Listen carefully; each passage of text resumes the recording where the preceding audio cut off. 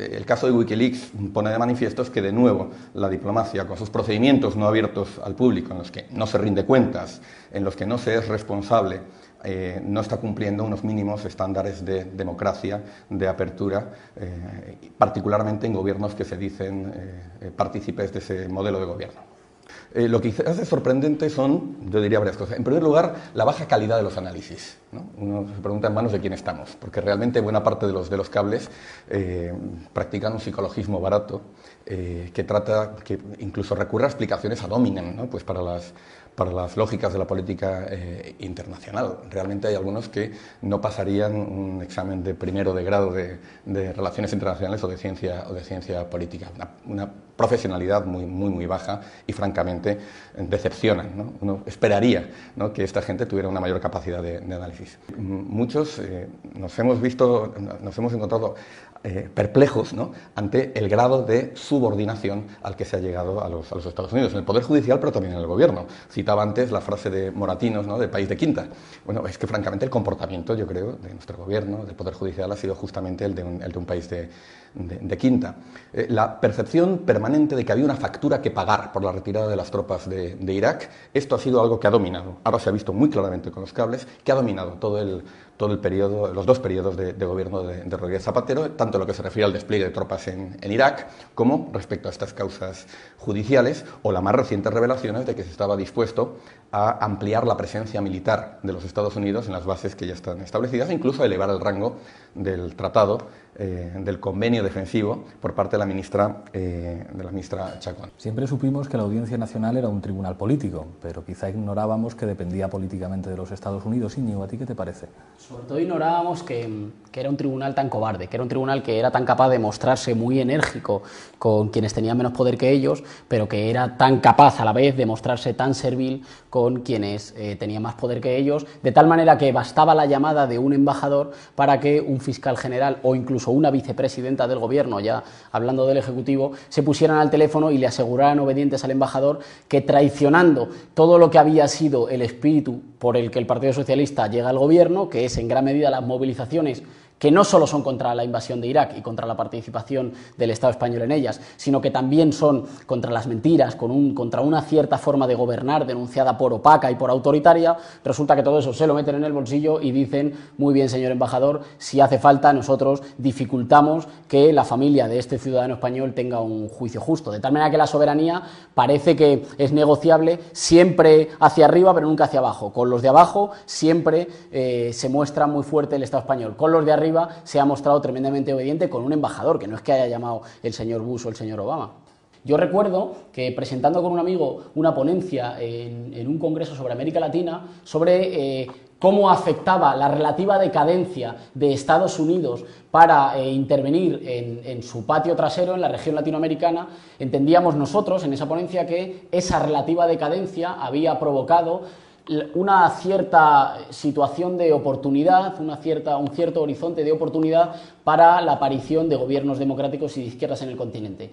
La mayor parte de los profesores que allí nos respondieron, lo que nos dijeron era que esto era un esquema del pasado, que estudiar Estados Unidos para pensar qué cosas le sucedían a la región, como uno de los factores, no como el único, era una cosa arcaica.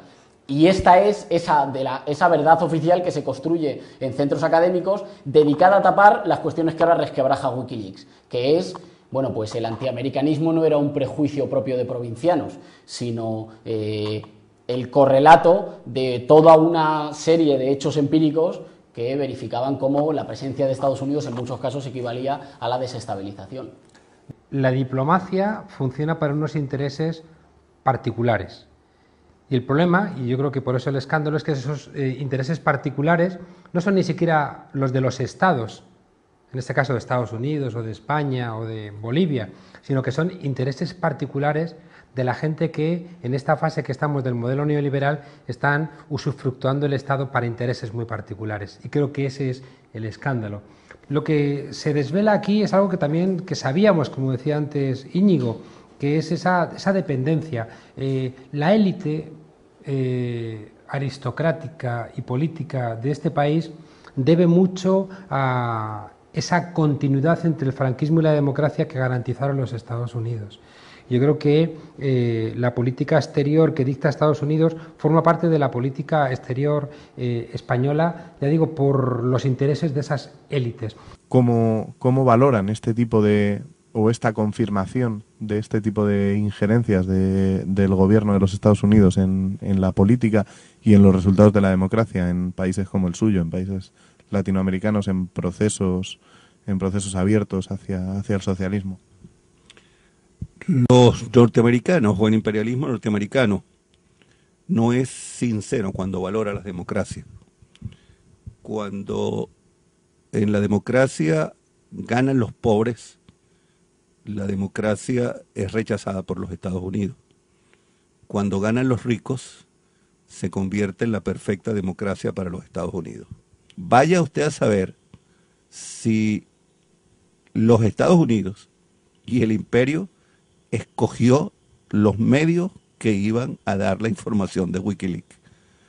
En todo caso, no se puede engañar a todo el mundo todo el tiempo. Decía el embajador de Venezuela que la presencia de una embajada norteamericana es condición de posibilidad de que haya golpes de Estado. De nuevo, los cables de Wikileaks han revelado los vínculos de los Estados Unidos con el golpe en Venezuela. Correa ha denunciado el apoyo explícito y logístico a Uribe por parte de Estados Unidos en la crisis con Ecuador. Bueno, si hay algo que está claro con respecto a los medios de comunicación con los que ha llegado a un acuerdo Wikileaks, Le Monde, El País, New York Times, The Guardian, es que no son medios históricamente alejados de los poderes que critican o los poderes a los que afectan las revelaciones de Wikileaks, y además han organizado un cártel coordinado que administra la información, y como decíamos antes, la información que hay hasta ahora no es particularmente sorprendente. Sin embargo, también da la impresión de que ni los Estados Unidos ni buena parte de los estados afectados están contentos con lo que se está revelando de Wikileaks. Assange parece una amenaza, Assange está en la cárcel, da la impresión de que su traslado a Suecia implicaría la entrega a los Estados Unidos. Hay numerosas personalidades del mundo del progresismo a nivel internacional, Ignacio Ramonet, Noam Chomsky, Ken Loach, que se han solidarizado con Assange. La pregunta es, ¿todo esto os parece que está controlado o de alguna manera esto puede representar una oportunidad para que los discursos sobre la política internacional y las relaciones diplomáticas se redefinan para siempre? Yo creo que es verdad que por una parte lo que se está revelando no es información sustancial y sobre todo no demasiado actual como para que pueda representar una amenaza en primer grado. Y por tanto los medios de comunicación que lo están difundiendo pueden primar su lógica comercial, porque al fin y al cabo son empresas, por encima de las presiones políticas que reciban. Entonces, en ese sentido, no sería tal amenaza, pero claro, hay dos cuestiones que nos obligan a matizar esta postura. Por una parte, Assange ahora mismo está detenido y es posible que su situación empeore. Luego, es difícil prever que, como decía el comentarista de Intereconomía, esto es simplemente una cosa que Estados Unidos ha hecho para que los lobbies allí se fortalezcan, las teorías estas conspirativas muy dadas a la derecha que no hace análisis político. Entonces, por una parte, Assange está efectivamente detenido y por otra parte, pese a que las revelaciones no sean de un contenido duro como para poner en cuestión parte de la política exterior norteamericana, dificultan. Primero, por una parte, señalan una posibilidad. Esto puede volver a ocurrir. Señalan una fragilidad de la que hasta ahora era la superpotencia que dominaba las relaciones interestatales. Señala primero esa fragilidad. Y en segundo lugar, dificulta la construcción de legitimaciones a posteriori una vez que todos hemos visto expuestas unas vergüenzas que, como decía antes, sospechábamos, pero que ahora tenemos probadas, a las que tenemos acceso en Internet de libre acceso, que ahí sí que las nuevas tecnologías juegan un papel de alguna manera democratizador, aunque relativo, de la información, ¿no?